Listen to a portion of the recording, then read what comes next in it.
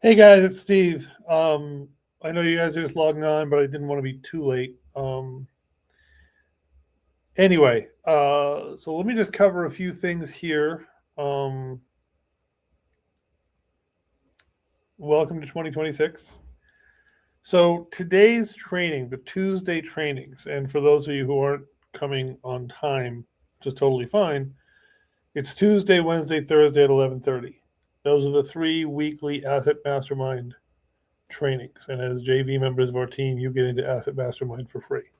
We will finally be building out the Asset Mastermind online community, and all of that kind of stuff that's within that. Um, so, what I wanted to cover today is a couple things, and Will and Alex just threw a couple messages over the wall. So, I'm going to start with Will's question about rentals. Will is a licensed agent down in the Philadelphia area, not yet an MLS member. In fact, I wanted to look at see if GSBR ever answered that question. Hopefully, they didn't actually. Good, they never answered. Okay, fine. Sometimes it's better to ask forgiveness than permission. Um. Anyway, so the question was, do we as okay? So as wholesalers, there's remembering in Pennsylvania, we do work nationwide. So those of you working in other states, ask me those questions specifically for those states. But for Pennsylvania wholesalers who are not licensed, first of all, technically you can't do units 1, 2, 3, and 4. No, they've not prosecuted that. No, they may never choose to execute the law. But the law says 1 unit, 2 unit, 3 unit, 4 unit, you must be licensed. In my opinion, and I've said this before, the risk is too great compared to the expense of becoming licensed. $500 for your class, $500 every couple of years for your license. What's the point? But whatever. In Pennsylvania, there's no room for a wholesaler to run a rental. There just isn't. In Pennsylvania, there's no room for a wholesaler to be on either side of a rental. There just isn't. So,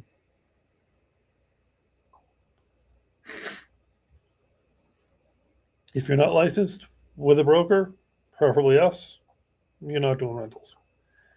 As a licensed agent, yeah, you can be a landlord's rental agent, no problem. And I want to divide rental agent, and this is more of a Thursday broker class, but just because the question came up, I want to divide rental agent from manager.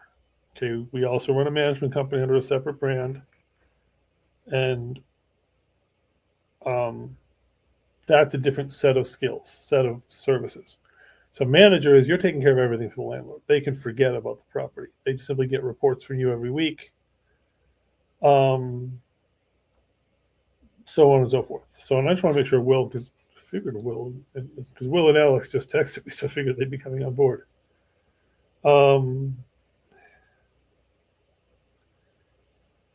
So I'm just going to jump on real quick.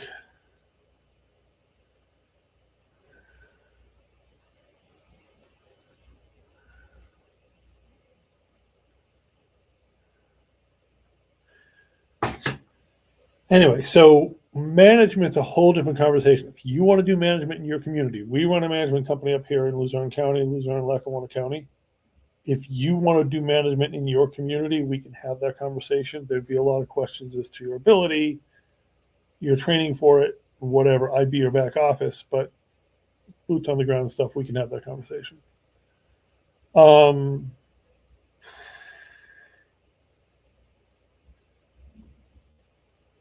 Rental agent is different. So rental agent, you're literally finding the tenant and handing them off. And rental agent for commercial and residential is kind of the same service, kind of. But the pay typically in the residential world will stay simple is 1 month rent is paid to the agent that finds the tenant, finding them, screening them, making the recommendation about the applicants to the owner. Here's the critical difference. In a manager situation, you're deciding. In a rental agent situation, you're collecting the information and presenting the people you think are valid to the owner. Now, be warned, I'm in a community where the landlord pays the fee. There are communities, New York City, for example, where very often the tenant is hiring an agent. And the landlord's not paying the fee, the tenant's paying the fee. Every town, every market works different, so we'll walk through the paperwork when you have a deal like that. But typically, I just say, listen, Mr. Landlord, if you want me to find you, it kind of all depends on who hires you. If a tenant comes and says, find me an apartment, tenant's paying the fee. Landlord comes and says, find me a tenant, landlord pays the fee. But here's the up and down side of the equation. The upside is that you will have built a relationship or be beginning to build a relationship with that landlord.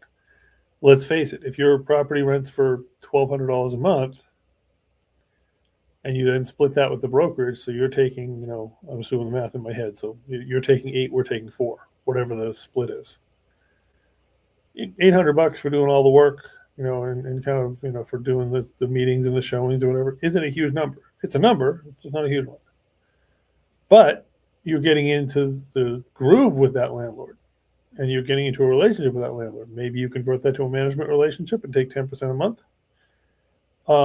Maybe you convert that to a sales relationship or a buying relationship. So it's not just about what you get in renting it.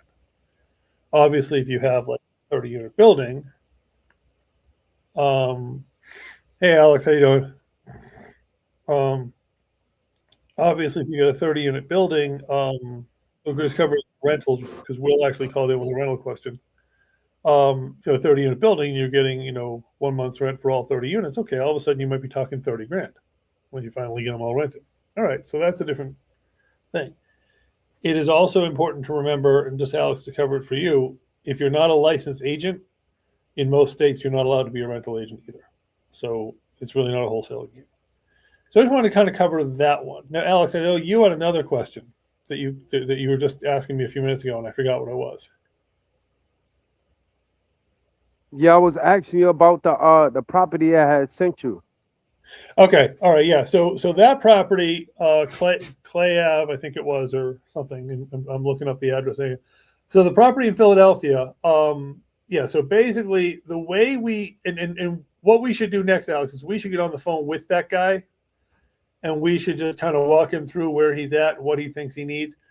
I don't see him getting 90 grand because, okay, so we always run in batch leads, and you have a password to batch leads. I can teach you how to do it. You can whatever. I want to work with you on this. I'm not dumping it on you, but let me just share out let me share out my screen here real quick. I don't know if you can see it on your phone, but Yeah, because I see it listed on Zillow for 45,000.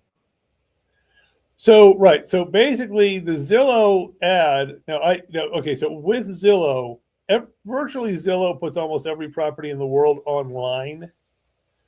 So it might not be, of course, that's not it. So it'll show up with a Zestimate. It may not be listed. So just because it shows up on Zillow, they put a number next to every property. And I will tell you right now that nothing is crappier than a Zestimate. Zillow, what I always tell people is if Zestimates were any good, Zillow wouldn't have gotten run out of the home buying game in less than 90 days because they started buying based on their estimates. And those estimates are always off by about 30%, sometimes 30 high, sometimes 30 low. But it's never a reliable place. But just because it shows up here, it may not be listed. It may appear on Zillow. That's an automated process. Almost any address you enter, Zillow will come up with something. But nothing, if you scroll down, there's usually something says listed by, blah, blah, blah. It's not here. I'm just using this, not your property, but this property as an example.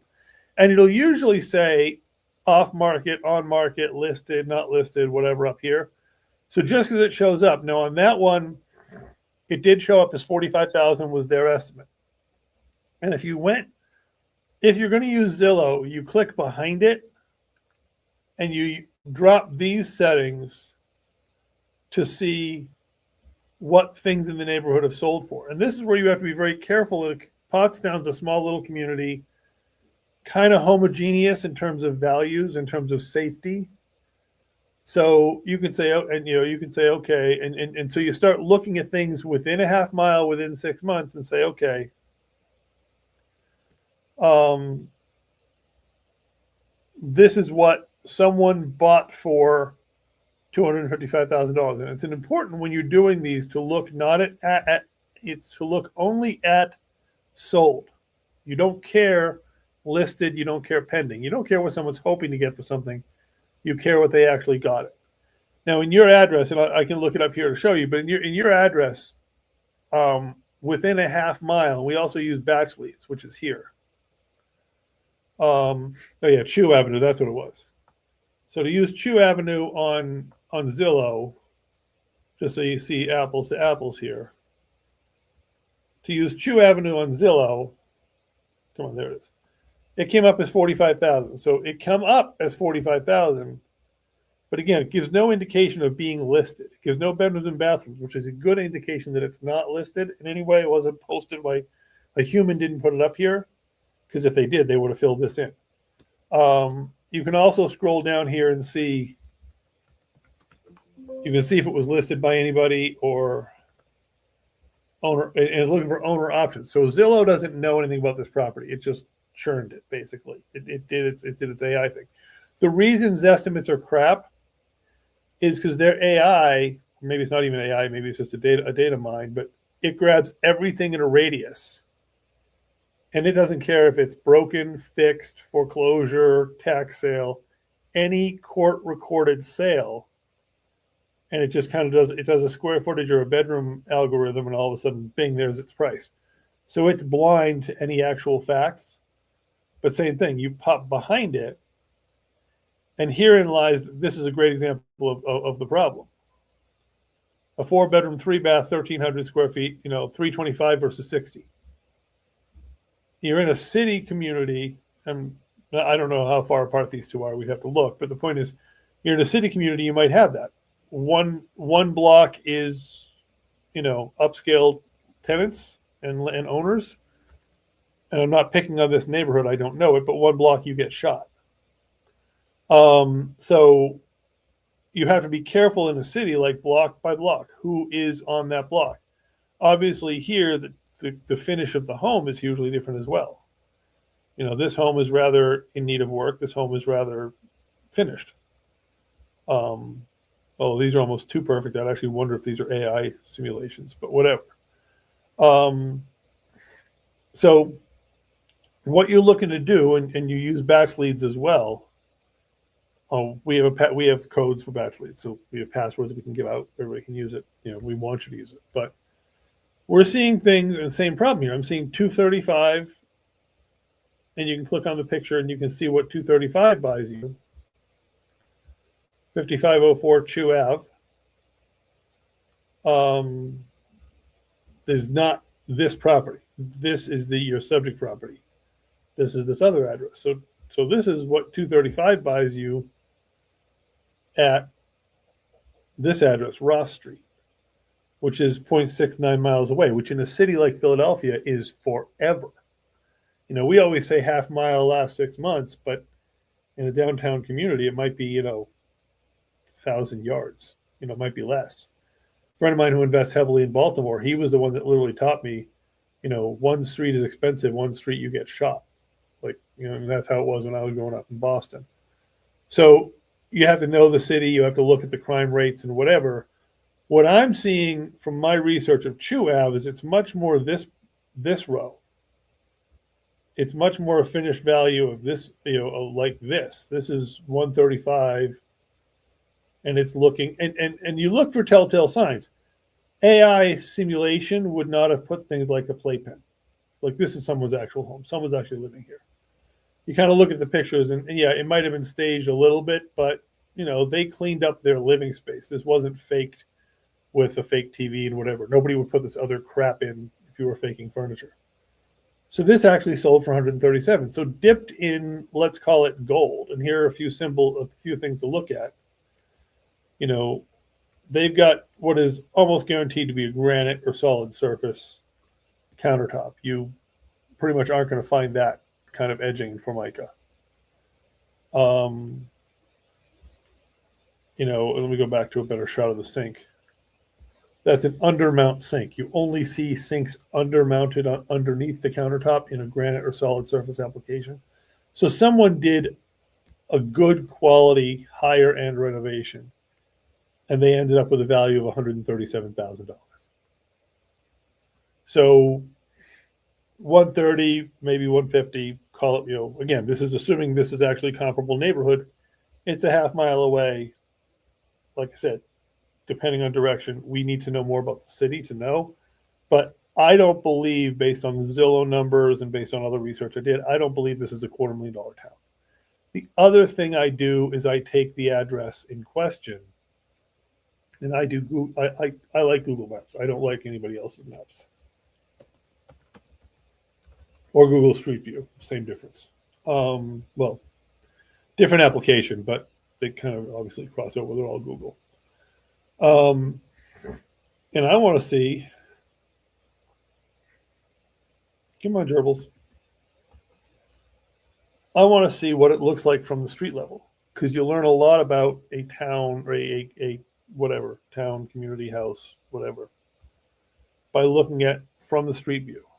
We'll get back to the overhead view in a second once it lets me see street view. Okay. So what am I seeing here? I'm seeing a nice little town.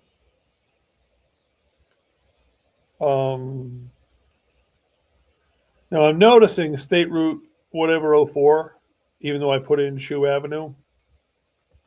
I'm going to assume that it knows enough and we're in the right spot. And by the way, when I do this here, this will show you. It's labeled as Church and Shoe, so it's found the right spot. We add in the layers and we zoom in a little bit, and we look at what are we seeing? Like what is in our neighborhood? What's going on in this area? Technical auto services. Sorry, what? Okay, so technical auto services. So there's commercial nearby, PNC Bank. Again, cities rules are a little bit different, but super wealthy is not probably going to be next to a technical auto services. You've got commercial property. Doesn't look disaster zone. And by the way, I always look when I see under maintained. I make a mark of that, and maybe that's an owner we should reach out to and talk to and say, hey, sir, what's going on with this building? You're looking to sell it or whatever. But basically, you've now learned a little bit about what's going on nearby. You've got an apartment complex here, whatever. You then go to the street view, and you say, okay, I don't know if this is 5504 or, because sometimes Google will put you down. Maybe it's this one. We don't know. But I'm like, all right, it's a nice community. Does not look burned out. Does not look bombed out. Doesn't look dangerous. But I'm also looking and I'm seeing on-street parking, and I'm seeing very average cars. Not, horrible jalopies, but. So I've now said to myself, okay, this is probably not $1 million neighborhood. Now, I don't know if I was on a different block or what, but when I was previously looking at this property, here he is. And this is not profiling, but if you're in an upper level community, it's not common for someone just to be leaning up against their house like that. This isn't about race or anything. This is just about, if this were an upper level community, they'd probably have a patio set out there if sitting out and watching the town go by. So I'm saying, okay, this is an average middle class, fine, but not fine upper scale community. So I'm going back to batch leads and I'm saying, all right, I'm not really believing if 230, 240 is the top of the mark. I'm not believing that.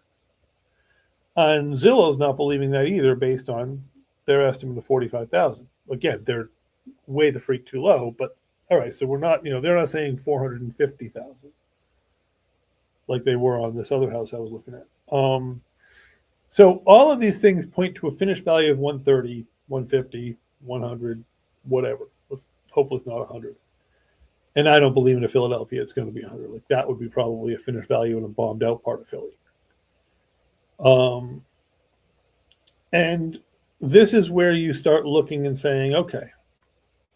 And this is why I don't think your guy's prediction of 90 grand would be downhill with a tailwind if he listed it with an agent. and I still don't think it's going to happen. Because if it's flipper, I'm going to sell it for 150, 140. I'm just going to use one, even though 137 is a lot lower. I'm going to use 150 because the math is easier. A flipper's got to be done for 2/3 or 70% of the finished value, meaning bought, fixed, holding costs, out the door, over. Every dollar in is 2/3. So 150, 2/3 of that's 100. So as a flipper, I got to buy it, fix it, hold it, everything for 100. And that's not 30% profit. That's important when we talk to these people to explain that to them. And this is why we don't expect you guys, at least not in the beginning, to be having the negotiation information. You're collecting the data, and we're doing the co-negotiation with you. It's a doctor model of you watching and da da da. So, but basically, if every dollar into it's $100,000, and I won't, it's all on my cell phone. It's not over here, so I can't show it to the crowd. But this place needs everything. It's the ceilings have fallen in, the drywall's fallen in. Even the guy told Alex, like, the place needs everything. All right, well, I got 1,400 square feet. I think it was something like that. A paint and flooring in my market, probably higher in Philly, is $10 a square foot. So let's say 15 in Philly, and that still might be too low. Well, if I got 1,500 square feet, and of course, I got myself into a math I can't do in my head, but 15 times 15. All right, so it's $25,000 if my drywall and everything was ready, which it's not. So I'm probably at, I don't know, $40,000 to get walls installed and flooring. So paint, carpet, drywall fixing, paint, flooring, drywall fixing, 40 grand. Well, if I'm dealing with, it's kind of a bombed out shell of a house, I got to re-plumb it. I got to rewire it. I got to reheat it. I got to everything. And let's just round that off to $10,000 of service. 10,000 plumbing, 10,000 electrical, 10,000 heating, probably 10,000 on a roof, because if it's that crappy, the roof is probably crappy too. So I got 35, 40,000 in cosmetics. I got another 35, 40,000 in systems. I got another, something in putting in kitchens and bathrooms, because all I'm doing in my $15 a square foot, $25 a square foot math is I'm putting drywall up and I'm putting paint on it and I'm putting floors in. I'm not my kitchen cabinets. I'm not my bathroom fixtures. I'm not all that. So this guy's got, my estimation, 100 grand. Went off stage for a second there, buddy. This guy's got 100 grand in work. And so unfortunately for him, we've hit this point of the graph where his finished value is less than 150, but we'll stick with 150. His flipper value is 100. That's the most the flipper can be into it, bought, fixed, and done. And the flipper might have 100,000 in work. So his actual value is, to a flipper, possibly zero. I mean, it's not a guarantee that it's zero, but it's not 90, basically. And even with a 250 valuation, okay, I'm going to raise it. I'm going to go the other way. I'm going to say 210 because, again, it's just an easier number. I'll go to 240. 240 is not okay. So 240, which is about what I'm seeing back-to-back leads. 239, 235, 245. So, okay, so 240. And that's easy. 240, take off 80. A third of 240. 24, a third of it is 8. Add a 0, whatever. If you're not good at math, calculators are fun, but 240 becomes 160. And I'm going to pour 100 grand into it. So if he's in one of these better neighborhoods, he might have 60 grand. Or then we have to have a wholesale fee too. So he might have 50 grand. So either way, he's not getting 90, basically. Now, we can list it for him. We could refer this over to Will. Will could put it on the MLS and handle him as an agent and whatever. This is advantages of being a licensed agent.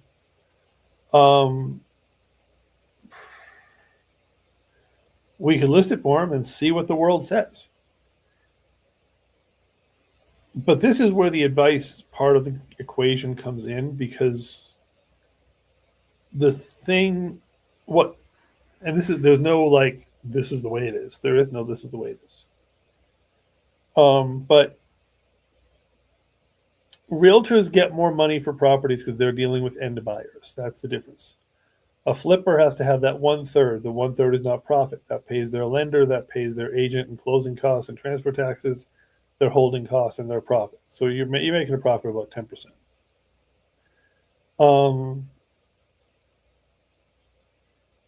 Realtors, when they're selling to an end buyer, that end buyer doesn't need that one third profit. They're going to live there.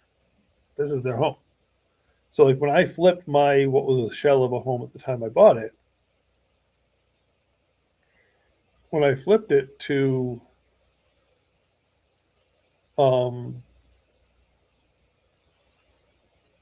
live in, I didn't care about the one third pad. I said, okay, it's got a finished value of $200,000. That's how much I can, the bank will give me 80%. That's how much I'm willing. I'm willing to put $200,000 into this home. I don't care about my one third pad. I'd like to say at 80% because I'd like the bank to pay all the bills, but whatever. The challenge this guy has on Shoe Street is that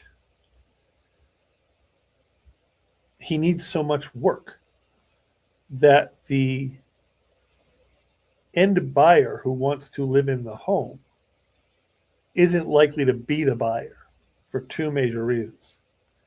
Meaning the normal traditional residential buyer that a realtor faces probably doesn't have the cash to buy the thing outright. And a bank's going to look at a house with no plumbing, no electrical, no this, no that, no the other thing, and say, sir, unless you've got stellar credit and lots of cash available, you are not the person we're loaning this kind of money to. Because as a typical residential person, you don't have the skills, the cash, the wherewithal, the time, whatever, to pull off a flip of this level. We don't mind FHA and conventionals don't mind giving you a loan if you've got to, even if you got to throw a new roof on, you got to replace the kitchen. That's doable for residentials. I have no walls, plumbing, heating, or electrical isn't really a homeowner thing. So would a realtor get more? Questionable, because the guy who can do that kind of work is probably savvy enough. So in this case, I don't know that he's going to do any better on the market.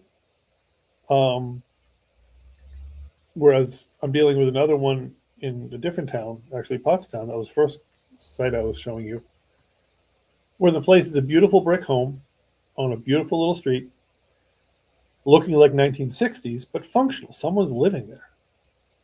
And I had to tell the guys, listen, I want to give you 150 for it, but you might get 200 if we put it on the market, because somebody could move in and say, hey, I'm going to paint the house, I'm going to this, I'm going to that.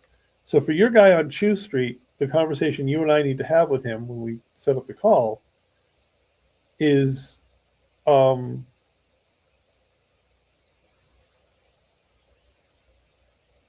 bluntly that. Say, listen, sir, as flippers, I'm concerned you have any value at all. And here's why. Things selling in your neighborhood look like they're selling for around 150, right? Yeah, that's about right. That's what my neighbors are telling me. Okay. Well, if I got to do this, if this is how flipper math works, we walk them through the whole thing. Flipper math is I got to have money for my lender, my realtor. I still got to make 10%, so 30% goes over there.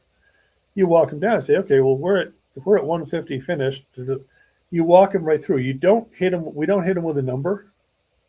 And this also, by the way, you're not licensed, so I have to be involved in that conversation. You're allowed to collect data. You're not really allowed to do the negotiation. But we walk them through and say, listen, here's the facts. Now, we can try and get a higher number for you. We can try to assume it's a 250 finished and but we wanted to be honest with you. And we do have a 50-50 game we play with people on this one where we say, listen, we can't tell you, you don't have a value here. We want to split 50-50 whatever we get for the house with you. We get an offer of 20 grand. If you decide to accept it, I get 10, you get 10. Done. So with the Chew Street guy, he's in a challenge situation. and this is the game.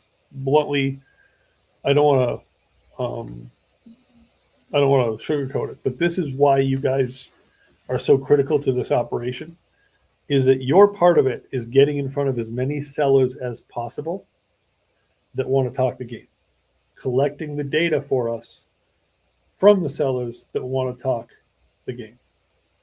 And then when we do the research with you and we walk you through the thing, um,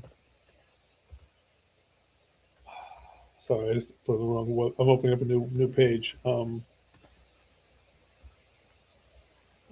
We go back to them. So once you've found a seller that wants to talk, here's what I want to drill into everybody's system of working. And the more comfortable you get, the more advanced you get. Uh-oh. Why did my computer just freeze up? Okay. Oh, it is still running. Okay. Sorry, Alex, you and I froze at the same time. I'm like, oh crap, the computer failed. Anyway, so initially when you're learning, you get on the phone with a live seller. Try to dial me and Ryan in for that initial conversation. You'll listen, we'll talk, you'll take notes. Eventually you'll say, hey, I'm comfortable doing it. We'll flip roles. You'll listen, you'll talk and write down notes, and I'll just listen and kind of guide you. And then eventually fly on your own. You can decide when you're ready for those stages. And then you bring the data back to us. We organize it, and then we make the call together to the seller for negotiation. Again, there is an experience level at which you're on your own. We have a new guy out in the Massachusetts market who is been doing wholesale for 5 years. So like he can go a little further. Legally, questionably, but at least in terms of experience. So you never, what I'm saying is you're never alone in this at all.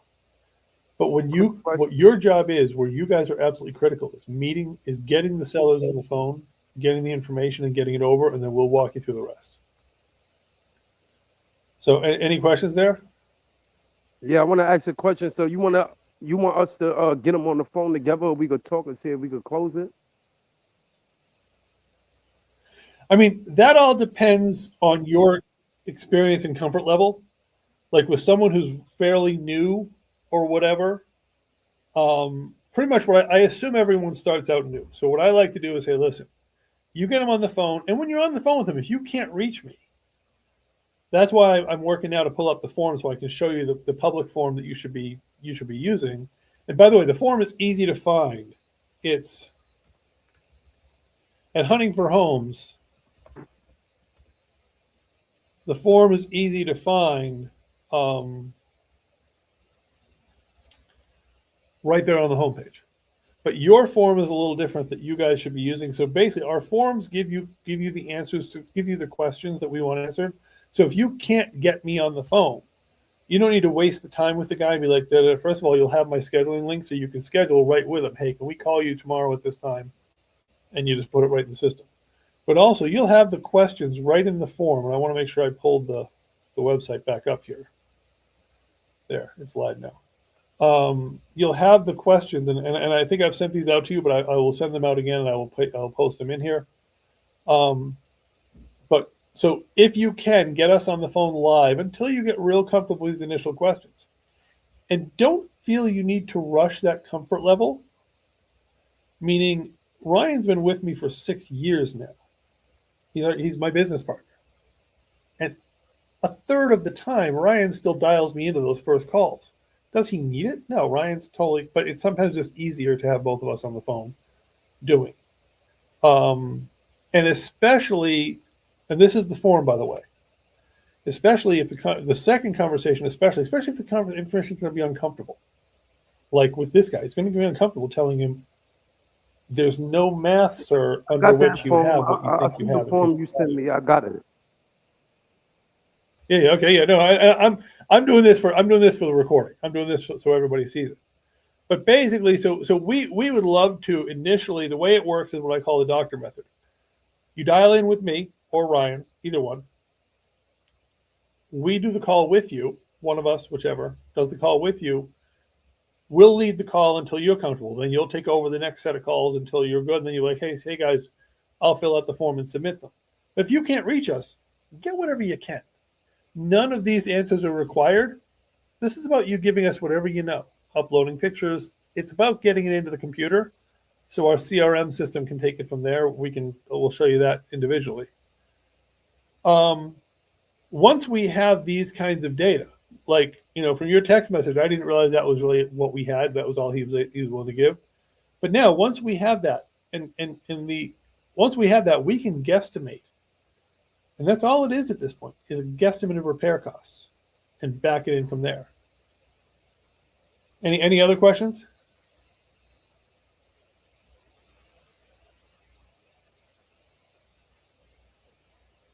So you All right. want So me to get them on the just to call be clear, tomorrow? yeah. I mean, basically, I'm available. I mean, if you so here's it is. I have sent, and I'll send out again my scheduling calendar. But if if the client's needs don't fit my scheduling calendar, find out what his options are and pop me a text message. Because I keep random calls to certain blocks in my day. Like I've got a block in the morning and a block in the afternoon. But if there's another block that works for him, let me know. We'll make something work. So the next step for you is to get him on the phone with us, with me or with Ryan. Typically, whoever ran these numbers with you, like me in this case, and then we'll talk to him and we'll be like, "Listen, sir, here's it," and I'll be ready to pop it right up there and show him. This is what's sold in your neighborhood. Do you agree this is your neighborhood? This is what we have. Do you know more? And we're on the phone with him, so we're not showing him this on the screen. But these conversations are all about getting their agreement. There's two, besides the physical question, and this is important. Our form and our questions are important, but their story and their comfort is more important. They'll work with who they feel good about. And you walk them through yada yada yada. So in your next reach out to him is, hey, when can we get you? We're ready to make an offer. When can we get you on the phone with my partners, whatever. And we set something up and we go from there. And on that call, I'm going to walk him through blah blah blah blah blah. Here's your neighborhood. Here's your value. Minus minus minus. Here's the bad news. Now I'm going to start because he gave you a number, which doesn't always happen. How'd you come up with that 90 grand? Well, I own 90 grand. Oh, okay. But have you seen 90 grand? So you want to find out where their head's at, because it's all about their head. It's all about their situation. Are they facing a foreclosure of 90 grand? Is this a divorce situation? Where did he get that number from? And what in his life is that number? What's going on in his life that's putting him here? So your next step is setting up a time for us to talk to him and get back. And the reason that next conversation is always with Ryan, almost always with Ryan or myself, at least at this level, is first of all, you're not licensed. Legally, you can't have it. I'm not saying you don't do it sometimes, but legally, you're not supposed to negotiate with people. But second of all, it comes down to credibility. And I'm not saying you're not credible. I want to be very clear. This is not personal. But my conversation is, hi, I'm Steve Franco. We are cash buyers. We are flippers. I'm a broker of two real estate brokerage firms. I own my own set of properties. Da da da. I've been doing this since 1997. Da da da.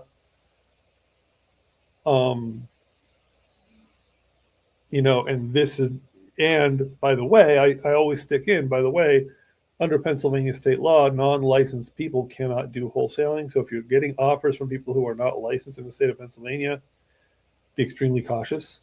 They're probably going to give you a number. They're going to give you what you want to hear. Then when it doesn't work out for them to make a profit, they're going to disappear on you. So it's a friendly warning, I guess. But all of that is our little credibility kit. We'll zip through that, and then we get into his situation. So he knows we're legit. He knows we have the capability. He knows you brought him to the right people. You're part of the right people. And so when we start giving him the bad news, he may hate it. He may swear, he may this, he may that. But he also knows at some level it's coming from a place of honesty. We may not get the deal. In this case, I seriously doubt if his number is 90, unless he was just picking a number. I don't think it's going to, it's very hard to come from 90 to 0. But we come into it and then we see what he's willing to do. Is he willing to list it? If he doesn't like doing a cash offer, 50-50 or whatever, is he willing to list it? Is he willing to come down from 90 to 40? He comes down to 40, it's worth a shot. Because in actuality, is a place worth zero? No, it has a value. Is there a flipper out there that would look and say, yeah, I'll give you 45 for it? Yeah, probably.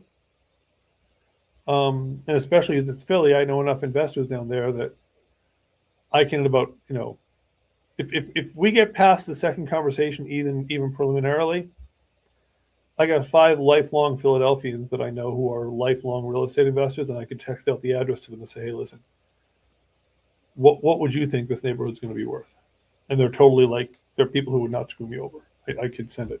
Normally, we don't share addresses until we control a property. And we definitely don't share addresses with buyers until they've proven that they're legit. But, if I know somebody, like my primary lender lives in Philly, grew up in Philly, his family has owned property in Philly for 100 years. Hey, Joe, I got something on Chew Street. What do you think it's worth? No problem. Joe will know that. He grew up there. So your next step is to get us on the phone. And that's the holy grail. Now, here's the thing. Once you get us on the phone with them, I want to be clear with you guys. This is where you get a choice. Lots of choices, I guess. But in your JV agreements, there's the 3 levels, the 15, 25, and 50 or whatever, percentage-wise. The longer you stay in the equation, the more you get closer to that full number, which eventually goes up to like 80% when you're licensed. But in experience. But so like if you say, hey, listen, I've introduced Steve. Steve, I don't want to do the rest of the part of it. When it closes, send me my 25%. Great. You've earned the 25%. You got us on the line with them. You collected the information. You've gotten the basic data. Good. What I'm saying is there's always a choice in every deal, because you might say, hey, you know what, my real job is getting busy. My kid was just born. My whatever. I don't have time for this one right now. I introduce you to the guy. It's you. Or you might say, hey, I want to stay in the whole way, and great. We would rather have you stay in the whole way, and we'll direct you in whatever. So what I'm saying is, when you look at your JV agreement, you see 3 different pricing points. That's really your choice more than ours. Basically, we would love you to be in the whole way. Yeah. So in this guy, the next step with him is let's get a conversation going today, tomorrow, whenever he's available. Just kind of be, hey, when can we get together? And we don't have great news for this guy, but we get back to him, we tell him where it's at, and see what he wants to play. And then once he signs a contract, we move from there. Sorry, what were you saying? Said I'll definitely do that. I'm talk to him today, and I'll definitely let you know. I'll keep you updated. All right, cool. And also, so we can also give you call sheets if you want them. We send out some call sheets on self-storage calls, communities that we've selected that we want to have you call for self-storage, and we can walk you through that. We can help you generate data of other places to call. So what I'm saying, where I'm going at with this is, if you want help generating leads, if you have your own system and it's working, great, beautiful, no problem. But if you want call lists, if you want markets, Batch Leads is available to you. It does have a dialer built in. There is a phone number built in. You can pull down lists, driving routes, virtual driving credentials. If you watch videos on Batch Leads, you can generate lists of call lists. So this would be a residential tool. We can do self-storage for you. Point is, we can help you get on the phones. We can help you get data of who to call, so on and so forth. Oh, and by the way, this is interesting. I'm glad. Let me put this back on screen. I don't even know if this is on screen anymore. So what Batch Leads also does, now I know where Zestimate got its numbers.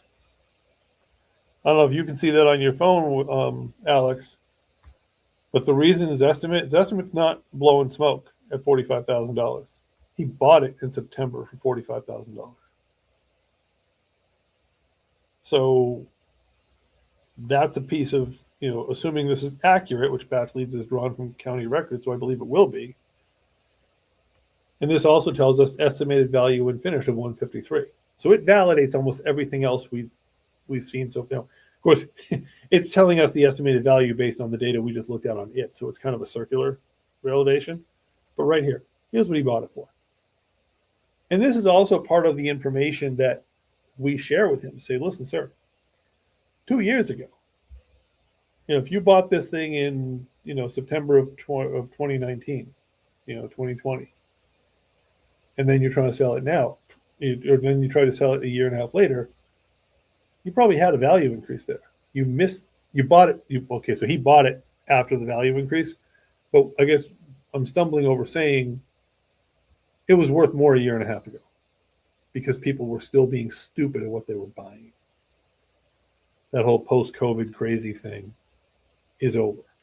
So, no offense, sir, but you're into it for 45,400. Whether that's even the right number, maybe not. Maybe not. We're not going to tell him he bought wrong. We're not going to be insulting about it, but no one's paying you double what you bought it for 3 months ago in today's market. It's just not happening. I could also throw on, and I haven't looked it up, but I also throw on, hey, when this thing is done, it's going to rent for this much. And I think it's going to rent for 2,500. If I remember when I looked at it, I could back him in and say, listen, even the landlord couldn't buy this for 90, put 100,000 into it and still make any money renting it out.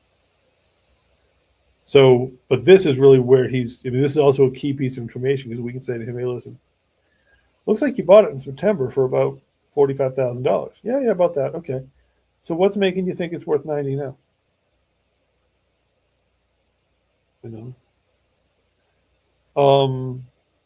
So this is something else Batch Leads can do for you, is it can tell you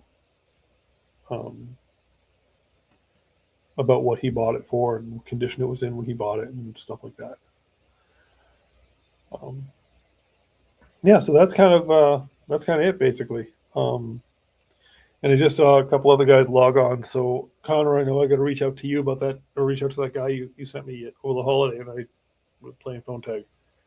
And by the way, guys, if you send something over to us in the form or by text message, even in the form, text us to remind us to say, hey, listen, I filled out this form, because sometimes the notification system isn't always reliable. And then, don't just let it be like, oh, I sent it to you and okay, now I forget it. No, this is your deal. Not keep on with us like we're avoiding it, but hey, things get missed, or maybe things are done or not, whatever. It's your deal to make sure it stays in, it gets in the pipeline. If for as long as you're involved with it. So what I'm saying is, don't be afraid to be like, hey, I sent you this thing yesterday. Also, when you're texting, always text me and Ryan together. That way, doubles the chance of it not getting missed.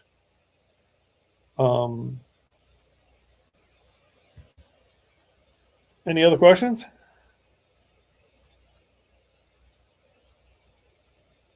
Tomorrow I'm gonna give you a call, and I'm gonna call a guy today, and I'm gonna speak to him today, and we could try to see if we could fix this.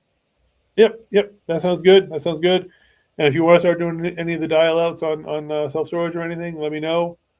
All right. Yeah. So I'm around, and we'll go from there. Yes, I definitely want to close down some deals though. Yeah. Listen. You're exactly where you should be. You're in our face. You're calling. You're looking to hustle deals. Our job is to give you the tools to do it. That's why, I have the self storage call list. I have the whatever. We have the phone lines. Our job is to give you the backup. I'm not ever going to be saying you're assigned to do this. First of all, you're an independent contractor. I can't do that. And second of all, you tell me how I can help you develop. Basically, you tell me what you need help with, whether you need lists, whatever. But yeah, go ahead. Try to hook them up, and we'll go from there. Tomorrow's training is on is a sort of a potluck supper. Every Wednesday, I come up with a different topic. Probably tomorrow is going to be self-storage related, because I want to get some of the guys going on self-storage calls. But anything, you can always bring up any question on any of the calls. But tomorrow's sort of a general deal analysis thing and looking at some things that we're doing in the self-storage world, so you guys understand the opportunities there. And we'll go from there. The other thing to just mention is people always ask us, where do we have buyers? Well, we can, okay, so the deal brings the buyers. So if you bring us a deal in a market we've never dealt in, no problem. If the deal makes sense, we can get the buyers. But what I call the Mid-Atlantic Strip, we have covered very well. We have, pretty much DC through New England. We have lots of buyers throughout that channel. Mostly Pennsylvania, Ohio, and the surrounding states. And this is for residential stuff. Self-storage, national, we don't care. Mobile home park, national, we don't care. And it's all about the numbers. The last thing I want to make sure everyone thinks about is that where the difference is between a listing and a wholesale. And this is why, and Alex, you and I had this conversation last week, I found this on Facebook Marketplace is almost never a good plan for a wholesaler, because we have to get it for less than the world has seen it for before in order to be wholesale. If the world's seen it for 50 grand, we can't put it back out. We can't put it under contract for 40, put it back out at 50, because we're not going to get any more calls than he did at 50. We're going to have to put it out at lower. So we're going to have to, if he was asking 50 on Facebook Marketplace, we're going to have to get him for like 25, bring it out at 35, because there has to be a reason people want to call us. As a licensed agent, hold him in game, because then we're taking a commission on the sale. So if the world's seen it at 50 and he's just tired of dealing with FSBO for sale by owner, then we step in even at the same price.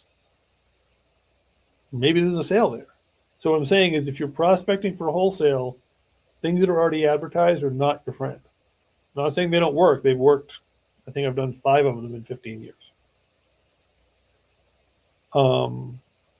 So off market means finding people who have not put themselves out there to sell yet. So it's call lists, it's being visible on Facebook, it's that. Bandit signs, walking up and down the streets, looking for things that look dilapidated, and then I'll show you how to skip trace the location and the owner and find the owner of something. Hey, listen, there's a burned out building on my corner. Okay, fine. Code officer conversations, lender conversations, and they're, finding people who are in trouble, whether they know it or not, who have a reason to move quickly. That's who we want to talk about. So, all right. I guess we're in good shape. Everybody, I'm here all the time. Feel free to reach out by text. Try to always use the group with me and Ryan, just because that way one of us might miss it, the other one doesn't. All right. Thanks, guys. Bye-bye.